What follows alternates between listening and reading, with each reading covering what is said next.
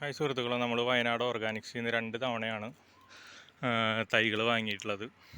രണ്ടാമത്തെ തവണയിൽ ഈ ചട്ടോക്കി ഓറഞ്ച് മേടിച്ചു. ചട്ടോക്കി ഓറഞ്ചിൻ്റെ അവസ്ഥ കുറച്ച് പുതിയ തളിരും കാര്യങ്ങളൊക്കെ വന്നിട്ടുണ്ട്. ഇതിൻ്റെ ഇടയിൽ കുറേ അനാവശ്യ ആൾക്കാർ കയറി വന്നിട്ടുണ്ട്. ഇതാണ് ചട്ടോക്കി ഓറഞ്ചിൻ്റെ അവസ്ഥ. ഇത് രണ്ടാമത് മേടിച്ചതാണ്. ഇതിൻ്റെ ഒപ്പം നമ്മൾ ഒറിജിനൽ പച്ച പൊന്നാങ്കണ്ണിയും ചീരയും കൂടെ മേടിച്ചിരുന്നു. പിന്നെ ഇതിൻ്റെ ഇടയിൽ ഒരു ചീര മുളച്ച് വന്നു.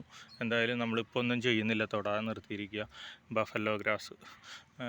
ഇതിൻ്റെ ഈ ഒരു കഷ്ണമില്ലേ, ഈ ഒരു കഷ്ണം പുതിയത് കൊണ്ടുവന്നതിന് ശേഷം ഉണ്ടായതാണ്. പക്ഷെ മരുന്നടിക്കാൻ പറ്റാത്തതുകൊണ്ട് അതിപ്പോൾ ഈ രീതിയിലായിപ്പോയി.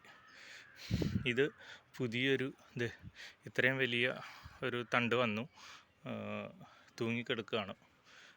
രസകരമായിട്ടുള്ള കാര്യം എന്താ, ഇത് മുസമ്പിയാണെന്ന് തോന്നണം. Vietnam Malta mosambi. ഇത് കണ്ടില്ലേ,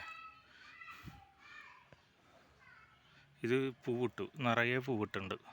പക്ഷെ ഇതൊക്കെ കൊഴിഞ്ഞു പോകണം എന്നാണ് എൻ്റെ പ്രാർത്ഥന. കാരണം ഇതങ്ങനെ കൊഴിഞ്ഞു പോയില്ലെങ്കിൽ ചെടിയുടെ ഗ്രോത്ത് ഇഷ്യൂ ആവും. അതുകൊണ്ടാണ് ഇത് കൊഴിഞ്ഞു പോകണം എന്ന് പറയുന്നത്. ഞാനൊരു ഫോട്ടോയും കൂടെ കണ്ട. ഓക്കെ, ഇതിൻ്റെ ഇലക്കവിളുകളിൽ നിറച്ച് മുല്ലയുടെ മണം തന്നെയാണ്. കണ്ടില്ലേ, നിറച്ച് മുട്ടുണ്ട്.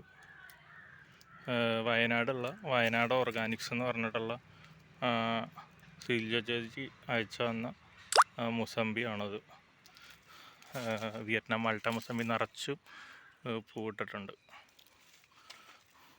അപ്പോൾ ഈ 3 പ്ലാന്റുകളുടെ അപ്ഡേറ്റ് കാണിക്കാൻ വേണ്ടി മാത്രമായിട്ട് നമ്മൾ വീഡിയോ ചെയ്തതാണ്. ഈ വീഡിയോയും ഇവിടെ നിർത്തുകയാണ്.